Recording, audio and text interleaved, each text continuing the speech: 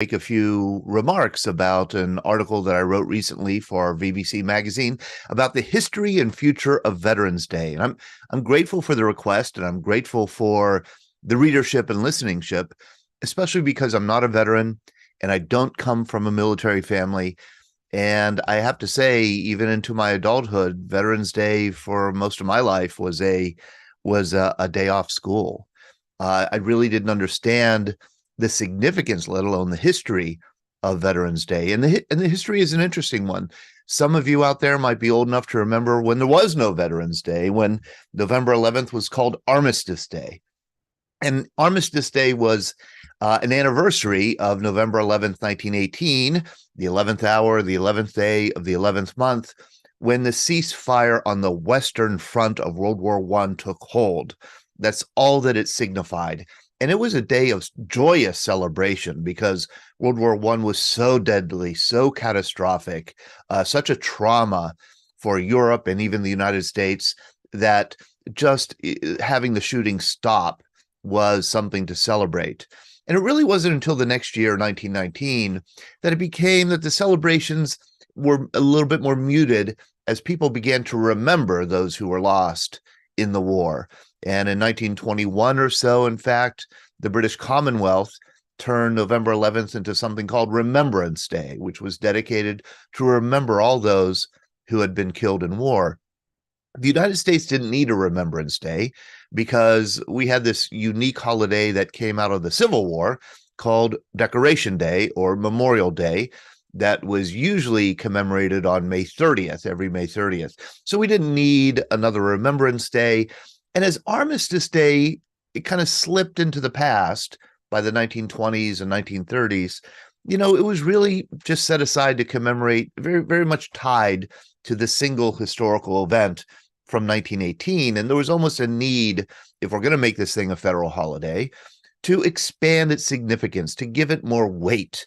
And so in 1938, Congress decided to do just that by creating a federal holiday called Armistice Day that was dedicated to the cause of world peace. Think about that. 1938, this is when the world, war clouds are darkening the horizon all over the globe, and war certainly was coming. And this war that would come, and we now realize this, it wasn't really a separate war. It was 1918 Armistice Day really signaled simply a ceasefire in a 30 years war that would not end until 1945. World War II was far more destructive, far more catastrophic, involved far more people and places than World War I did. And so, and it produced, by the way, more veterans than any war we'd ever had. By 1945, 16 million men and women in the United States had served in the armed forces, and they were coming out of the military. And it just didn't seem like Armistice Day, so beside the point now, after the cataclysm of World War II in 1945, was really a day of celebration, and neither was this idea of setting aside November 11th for world peace. So there was a Navy veteran named Raymond Weeks from Birmingham, Alabama, and he had an idea. Sometimes people get these crazy ideas like this guy with the Veterans Breakfast Club, where it just sets them on fire, and that's really all that they can focus on. That's what happened with Raymond Weeks. He became focused on this idea that we now have a country filled with people who have served in the military, stretching all the way back in that time in 1946, back to the Civil War. We have these people filled with this extraordinary experience of service and sacrifice for their country that we should have a day to celebrate and honor them. We should have a National Veterans Day. And he wrote a memo to the Army Chief of Staff at the time, General Dwight Eisenhower, and said that Armistice Day was beside the point. We already had a Memorial Day. Let's have a National Veterans Day. And Ike liked the idea, but the wheels in Washington ground slowly, and there really wasn't much legislative action on his resolution to transform Armistice Day into Veterans Day. So what Weeks did is he just rallied Birmingham, Alabama to create Veterans Day itself. And Birmingham became really the birthplace of what we would call National Veterans Day. Every year they would hold a big parade. Every year they would treat the day as if it were Veterans Day. And then finally, in 1954, Congress passed House Resolution 7786, which simply, all it did is it took the resolution from 1938, struck out the word armistice, and replaced it with the word veterans. Armistice Day became Veterans Day, and we've had Veterans Day ever since. Now, I think this is a good time for a little. I'm a historian, as many of you know, so this is a time for a good time for a historical digression.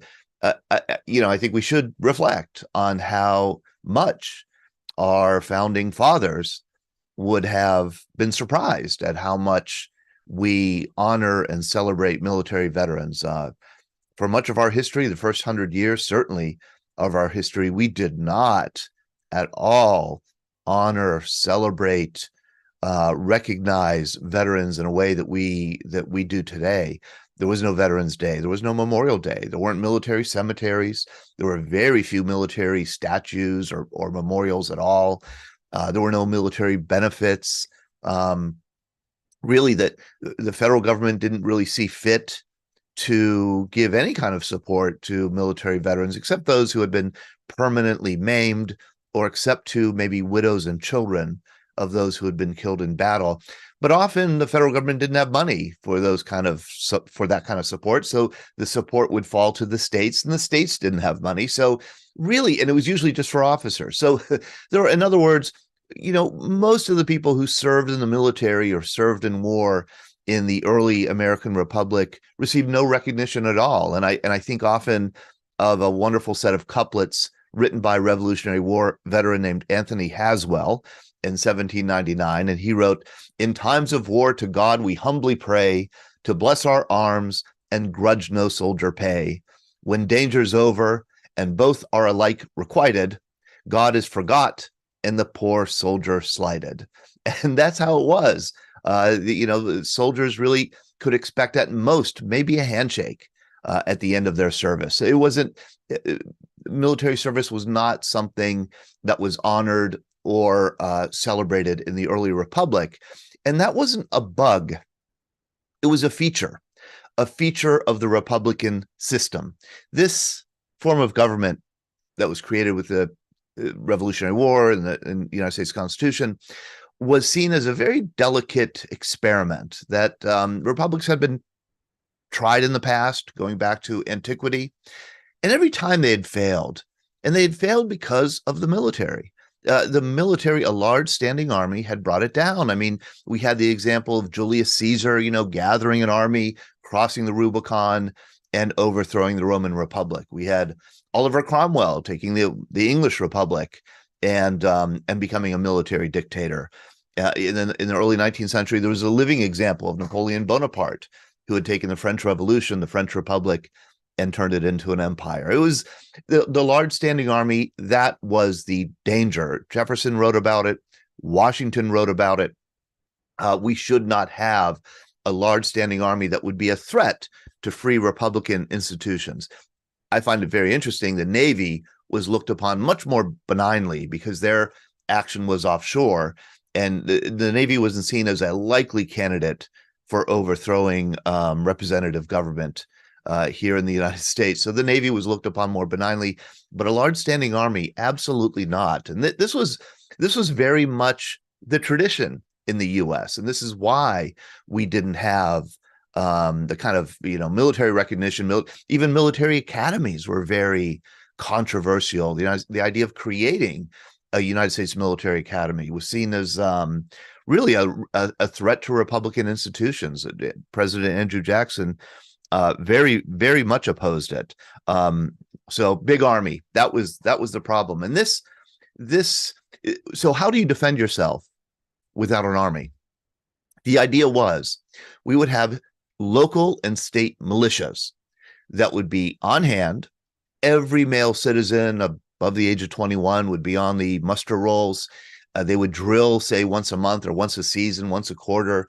They might come together for a large drill or something like a maneuver every summer, maybe, depending on the location and the state. And these would be the forces that would defend the country in case of attack. And that's how George Washington said, like, every citizen a soldier, every male citizen a veteran. So part of the reason why we didn't have a Veterans Day was because every voting citizen was a veteran, was in the military, was seen as part of this effort to enforce our national security.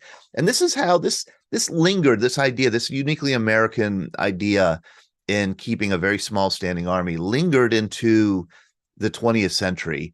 Herbert Hoover would say in 1932, the year of the World War I bonus march on Washington, 1932, President Herbert Hoover would say something like, "Our country owes able-bodied veterans no more than they owe an able-bodied citizen."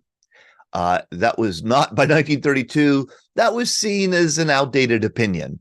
And Herbert Hoover would pay for that in the next election. But it was also something that by World War I, we had really abandoned that idea and come around to the idea that we needed a large standing army to project power overseas, as well as ensure our national security. And certainly by the end of World War II, and with the coming of the Cold War, there was no chance that the United States was going to kind of shrink back into what we might call the isolationism or the small military complex that had prevailed before World War II and in earlier wars.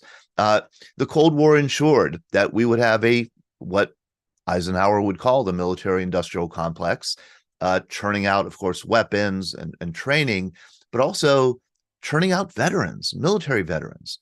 By 1960, because of the military draft, this new peacetime military draft that emerged after World War II, the United States was discharging something like 100,000 people a year.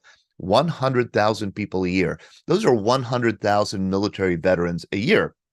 Like Elvis Presley featured in our magazine this quarter, kind of joining, the mainstream, rejoining the citizenry. And so the influence of veterans, the experience of veterans, their language, their values, their ideas of the world, what they had learned, their exposure to other Americans, that all filtered very powerfully into our American culture. I mean, when I was born and when I was growing up, about, almost one half of all American males had served in the military. Almost one half. So, our uncles and our aunts and our parents and our neighbors, they were military veterans, and we saw them everywhere, and we kind of got used to that. We are not living in that world any longer. Today, I think it's 6%. 6% of our American population are military veterans. That's the smallest since long before Pearl Harbor, and it's a product of a shrunken military since the end of the Cold War. I think our military probably peaked in the 1970s, early 1970s, 3.5 million people. We're now about 1/3 of that. And our nation has grown by 1/3 in terms of population. So we now have a situation where less than 0.5% of our nation's population serves on active duty in the military. And that trend seems to be continuing, and it seems like it will continue into the future. I think the projection is by 2050, when many of our Vietnam veterans will have passed away, our veterans population will go down to a little over 2% of the population. So 98% in 2050, 98% of our population will not have served in the military. By the way, to give you another little factoid, I think we have, as a country, I think twice the number of people are currently in prison and jail today as are in the military. Twice the number. So by 2050, we're going to be looking high and low on Veterans Day for veterans to honor, for veterans to give discounts to, for veterans to say thank you to. I mean, for veterans to speak at events. Where are we going to find them? How are we going to get them, to the public eye? I mean, these are not going to be people who are, kind of spread out among us. We know now. This is happening now. that our military population today, they are distinct and they feel themselves as distinct, segregated, you might say, distinguished from the general population. They have their own unique, they feel like a separate demographic, and they are a separate demographic. In fact, the one most determining factor, the best predictor of whether somebody is going to join the military or not is whether they have a close family member in the military. It's almost as if our military is becoming a kind of a caste within the American population. And I think that's a shame. And I think it's a dangerous thing. I think it's not good for those who serve. And I think it's certainly not good for those like me who haven't served, because I really very strongly believe that the veterans community, the military community, is a very valuable asset, a very valuable demographic within our country that has a lot to give and that we have a lot to learn from. But if we don't have a way of facilitating the listening, facilitating the learning, how are we going to gain the wisdom, the experience, the perspective, the knowledge, and the values that come from our military veterans? I mean, really important civic values. I've been working with veterans now for 15 years, and I find that veterans are extraordinary volunteers. They are extraordinarily committed to service. They've been indoctrinated, and I think that is the right word, indoctrinated since boot camp and basic training about service, about service before self, putting others before self. That's a really profound thing, I think, that our veterans carry around in them, and love of country, certainly, but how that love of country gets expressed every day in the service that veterans give. And I just, I think in 2050, when we have a Veterans Day, unless Veterans Day becomes something where, we could have that really emphasizes how non-veterans can be educated, non-veterans can be inspired, non-veterans can be uplifted by stories of service from veterans, I think Veterans Day will just wither on the vine if it becomes just a holiday to kind of recognize those who served without listening about what the significance of the service means. What service to country really means, what sacrifice really means, what respect, honor. These are values that were relevant in George Washington's time. I think they're relevant today, and I think they will be relevant in the future. So I'm hoping that, as I grow older and as my kids grow older, and as we reflect on what Veterans Day can be in the future, we'll think of ways to bring the public together with veterans to hear stories of service and be educated by veterans' experiences. So thank you all. Greetings on Veterans Day. I hope you all recognize and enjoy the day. And I also hope to see you soon.